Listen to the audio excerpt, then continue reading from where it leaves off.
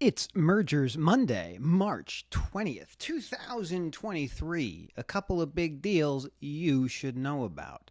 Now, I've been so excited because we're getting back into our live broadcast at the end of this week, Friday, on 1 o'clock Central Standard Time, 2 p.m. Eastern. We have Mr. Supply Chain. I hope you can join us. If you can't join us live, we make the show available on YouTube and we make a podcast out of it. Great conversations, fleeting though they may be. Let's talk about mergers. The first deal I want to talk to you about actually happened last August, a little bit long ago, but it's important for you to know because it has to do with something that we all care a lot about: transportation. This is a deal that put together an autonomous truck manufacturer with a travel center. Ooh, I do like travel centers. And I do like autonomous trucks. The deal is pretty interesting. Kodiak Robotics had a stake that was taken by a company called Pilot Flying J. If you don't know who Pilot Flying J is, let me tell you. Pilot Flying J is a travel center that is owned by Berkshire Hathaway.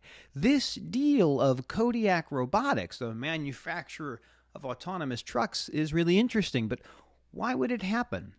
Let's take a look at the legislative landscape. Earlier this year, the FMCSA put out a supplemental advanced notice of proposed rulemaking. This is supplemental advanced notice of proposed rulemaking was about level 4 and level 5 automation of commercial vehicles.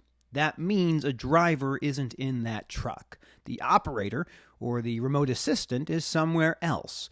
And when you have a robot, where are you going to take it? Well, that's the idea of the travel centers.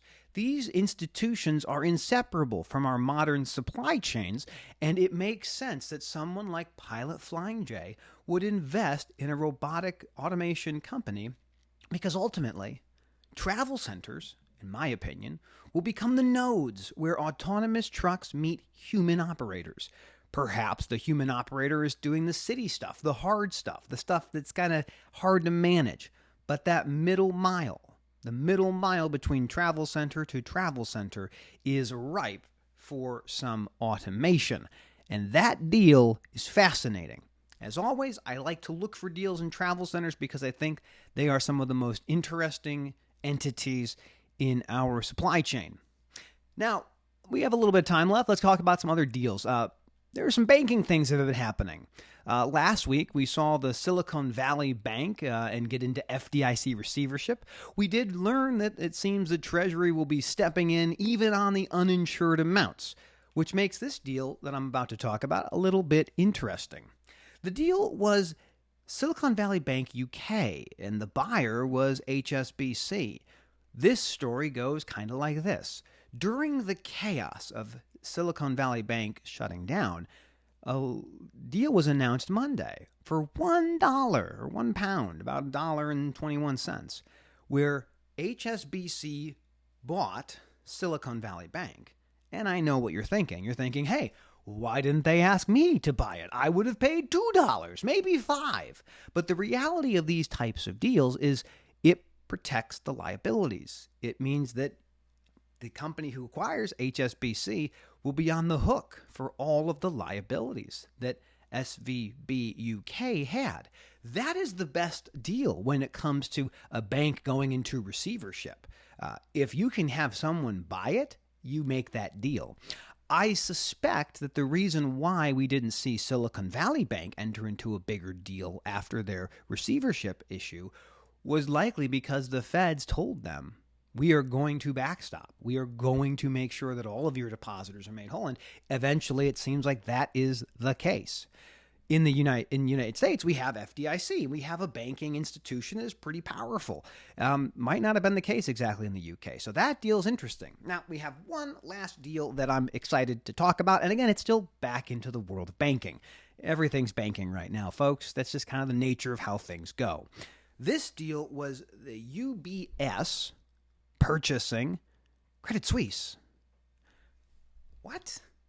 Credit Suisse was apparently struggling with some of these debt obligations and things we've been seeing in other banks, and they've been struggling.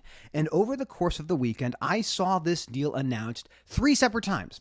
Each time it had a different number. The one time I read was $1 billion. That's billion with a B. Another deal announced it for $2 billion. Again, billion with a B. This deal that I read was $3.2 billion. And now it appears that Credit Suisse will become a part of UBS. The next few weeks are going to be fascinating in the world of mergers and acquisitions, not just because of all the entities that are bouncing around and being acquired or invested in, but really about the banking institutions themselves. The deals that will be struck, and banks will become bigger. This is the nature of these deals. Ultimately, banks become bigger, and these regional banks have been telegraphing, as far as we know, coverage for up to 2 years for their deposits. This is a really strange time to be in. Finally, we have our live show this Friday. I hope you can tune in. And we have some really exciting announcements, including our first sponsor, who I'm a big fan of. You know that I love maintenance. You know that I love repair. We are now connected with our friends over at Diesel Laptops.